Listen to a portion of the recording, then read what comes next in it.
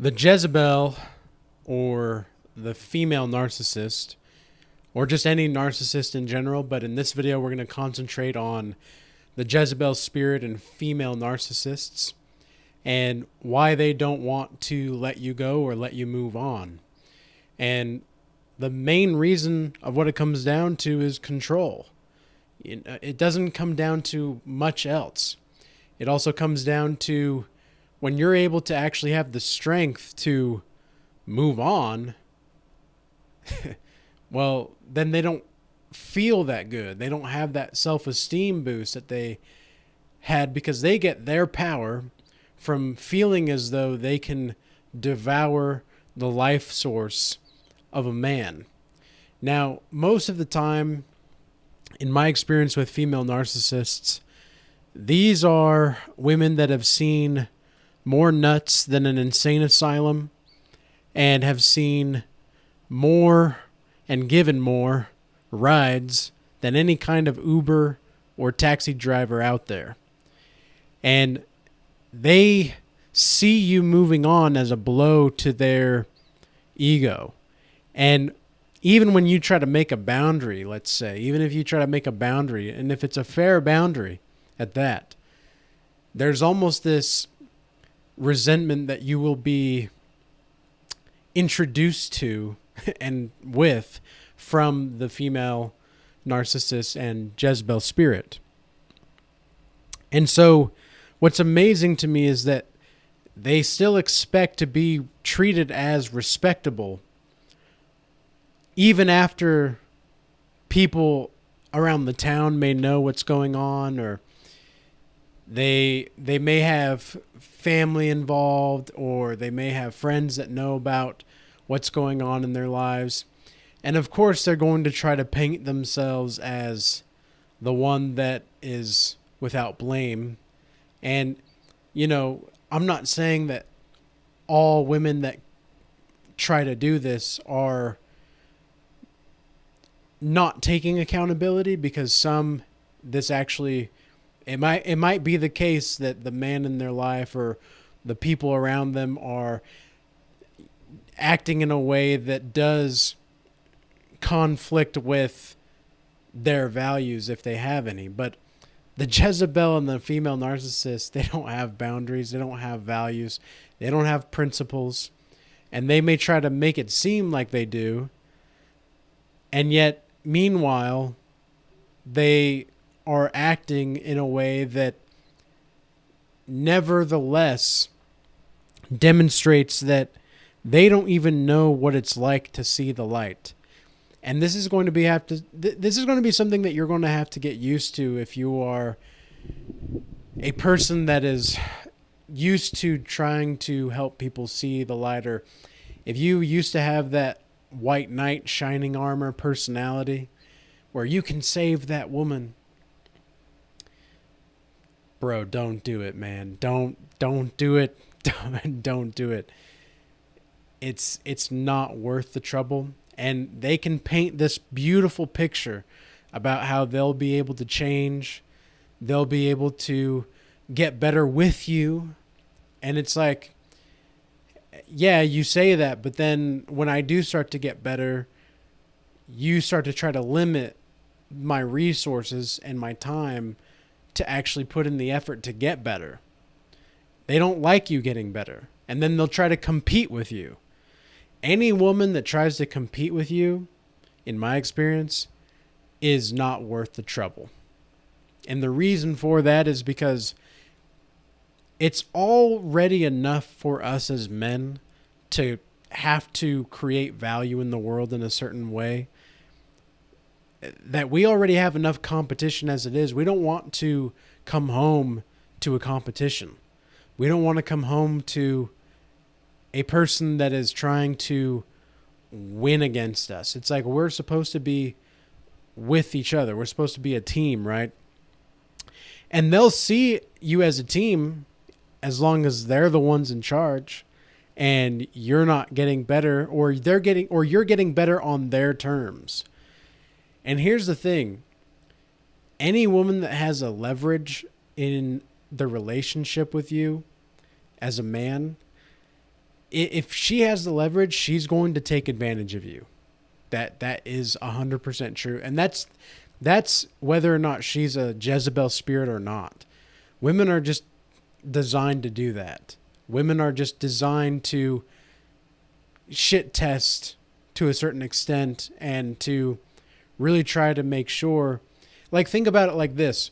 When's the last time you heard of a man changing in the relationship down the line after the woman wanted him to change and then he finally did, and then the relationship ended up well? When was the last time you heard of a relationship like that? And then when have you heard the last time a relationship where the woman was able to change to fit the man's agenda? And where was that relationship down the line? Like, how was the relationship down the road? I've heard of far more relationships of the latter that improve than the former. And it's also been the case, psychologically speaking, that it's not necessarily the one that gets worse that determines the relationship to end. It's the one that gets better. And so if the woman is starting to feel as though she can do better than you, whether she's a Jezebel or a narcissist or not, she's going to move on. She's not going to waste her time. But the problem is so many women misunderstand and misinterpret what it means to have personal worth and sexual marketplace value / worth. They don't know the difference. And of course, you need to be somewhat sexually appealing, whether you're male or female, to the opposite gender. Of course, you're going to have to do that. But that doesn't mean that that's all that you have to offer. And for the Jezebel, she might try to use her seduction to keep you around. I've had this happen to me a lot of different times. And it's crazy because you also know that when they're trying to seduce you back in, like use their sexual allure to keep you around, you know that that's not necessarily a good woman.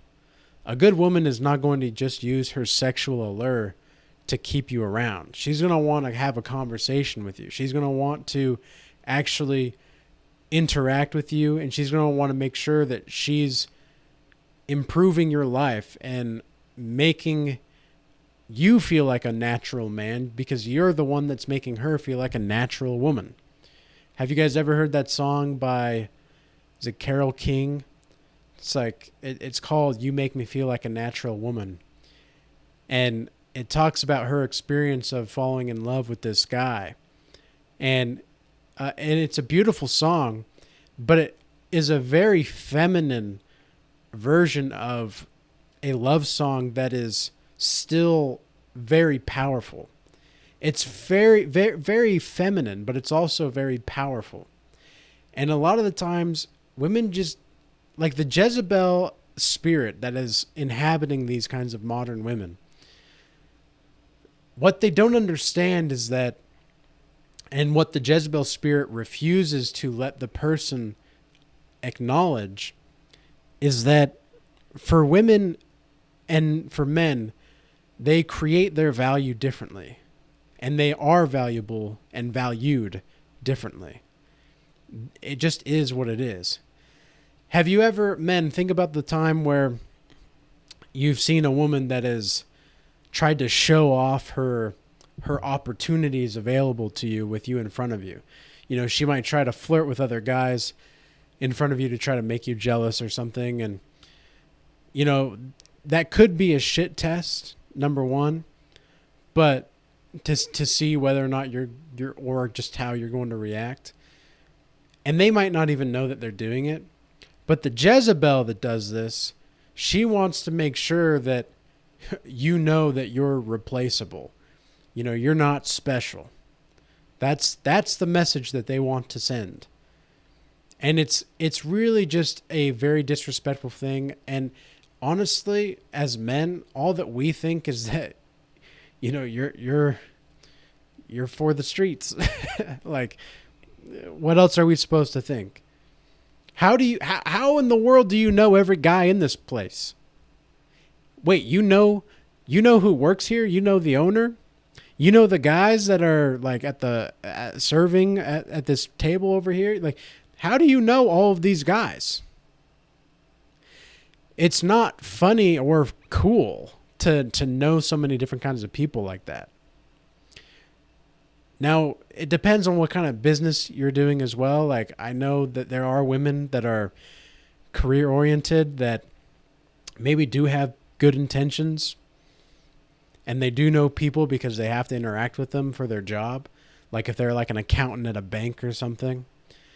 But it's not like if you just know all the people wherever you're going, that there's something wrong there. There's something wrong there, and there's something going on in the background. And it just doesn't show that you're really valuable. It shows that you are like everybody's going to get a piece. Everybody's going to get a piece of that pie. And why would that what would make a guy feel special or unique if you're the one that is always talking to other guys, right? And so a female narcissist may do this to try to lower your confidence and your self-esteem and to try to bring you back and make you feel like you're not as special as you thought. Or it could be part of the trauma bond as well. But these masculine women that think that showing off is attractive is just not attractive to guys that are actually worth their salt. And what I've begun to see over the development of myself over the past nearly 5 years of putting true spiritual work on myself, and then over the past 2 years of basing my physical fitness and getting my physical fitness right, and then getting my emotional health right, what's been the key thing for me to realize is that it's amazing what will happen when you just put in the work. It's amazing what will happen when you just say to yourself, I'm not done. I'm not going to go out like this. I'm going to keep going forward no matter what. And men, that's what I encourage you to do. If you are dealing with a Jezebel spirit right now, that is the best thing for you to do. That is the best option, is to ignore and move forward. There really is nothing else you can do. Because the Jezebel is going to do what the Jezebel does, and she's going to try to destroy your manhood. A woman that is actually feminine, that actually wants to build you up, that's actually attracted to you, that's actually going to want you to see you succeed, she's not going to act that way. She's not. And there may be people that have like borderline personality disorder, which I believe what is going on in that situation is a woman that is having an internal conflict with the Jezebel spirit. And the Jezebel spirit is trying to use the satanic ways and the dark side of the force, per se, to influence her actions. And yet she knows that everything that she does when she listens to that Jezebel spirit is killing her soul more and more each day. And so here's what we have to say as men to the Jezebel spirit. Go away. Go somewhere else. We don't really want you anyway. We don't really care if you want to be with us anymore. Because we don't want to be with you. And it's not like we wish the Jezebel spirit we don't wish the people that are inhabiting the Jezebel spirit any harm, but the Jezebel spirit needs to be awakened to, and I'm even getting chills just just talking about this kind of stuff, because I know that the spiritual attacks, whenever I speak about topics like this, where I try to expose what's actually going on within not just the spiritual realm, but bridging the gap between the physical and the spiritual realm, there's usually some kind of spiritual attack that takes place, whether it's in dreams or down the line. And you can just feel, like you can just sense intuitively and instinctually that the spirit world is shifting and moving as we speak right now. And that's what will happen, is the Jezebel will come to attack you when you least expect it. But if you have the spiritual callus to make sure that you rebuke the Jezebel spirit and understand that sometimes you're talking to not the person in front of you. You're talking to the spirit that's inhabiting that body, which is very strange, and that's a very religious idea, I understand. It's not fairly practical to understand this. But once you see that you're dealing with a spirit and not a person, that's when you're able to make the separation of, okay, I'm rebuking a spirit. I'm not seeing a woman, even if she's a beautiful, beautiful woman. This is one of the craziest stories that I've had. So last October, which is nearly a year ago, I had multiple women coming to my door randomly. And this was a few months into semen retention. I was starting to think about my business. I wanted to make a business. I started to really just quit all of the, even just like silly little YouTube stuff that I was watching. I was just like, you know what? I'm done with this. I'm done with that. Any kind of minor addiction, I was limiting myself and disciplining myself to. And so what happened is when I decided, okay, I'm just going to focus on my business now. I'm just going to get going on my business. All of a sudden that week, out of the blue, multiple women showing up at my door with bottles of wine ready to go. And that was the Jezebel spirit, and I could feel it when they were there, because it was just like the devil was tempting me to go back to that lifestyle that I used to have. And this is also going to be something that happens in your life, in your spiritual life, that is that sometimes the devil will try to bring you back into those old habits and those old behaviors that you participated in. And that's one of the reasons why it's so important, I genuinely believe, to stay as spiritually pure as possible from the beginning of your life to ever. And that's what I do. That's what I'm planning to do when I raise my kids, is I'm going to make sure that they are spiritually pure as far and insofar as and as long as possible. And I'm going to make sure that I can give them the tools to improve their life sufficiently in a way that I wasn't necessarily able to until my 20s, my early 20s, mid 20s. And I also just don't think that it's practical for you to even consider trying to build a relationship with women as a man until you're in your mid 20s at the earliest. And the reason for that is because when I look back on my life, I think about like the girlfriend that I had when I was 17, 18 years old. And I thought to myself, I was not ready. I was just not ready. And the reason being is because I didn't have the resources. I didn't have myself together. I didn't know who I was. And here's the thing about a lot of the times in modern culture. It's like, oh, well, you have to explore yourself. That doesn't mean go sleep with everybody. That doesn't mean go sleep with people and find out what you like and what you don't like within the pleasures of the flesh. That's not what I'm saying.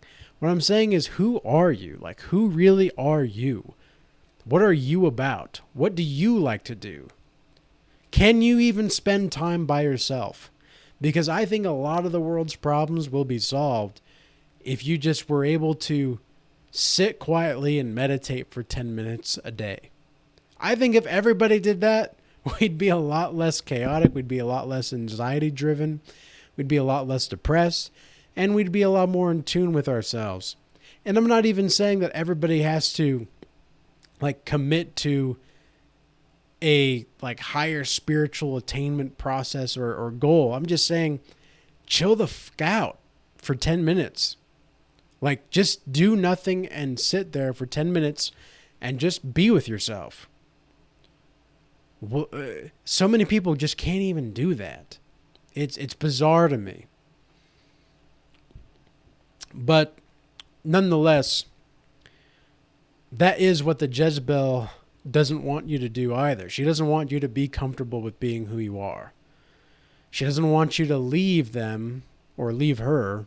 I say them because it's the Jezebel and the person, really. But the Jezebel doesn't want you to leave, because if you leave, then the life force is going to be taken away from her. And she's going to have to find it elsewhere, and she might not get that supply as quick as she needs it. So stay safe out there, everybody. And gentlemen, if you notice that there are certain kinds of little traits that are demonstrating a Jezebel-like spirit, I would say you don't even know where to run. It's just a matter of how fast you just need to run away in general. And stick to your boundaries. It can be difficult. It can be tough.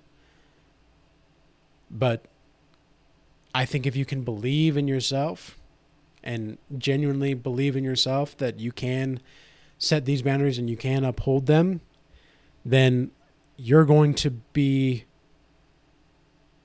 a far more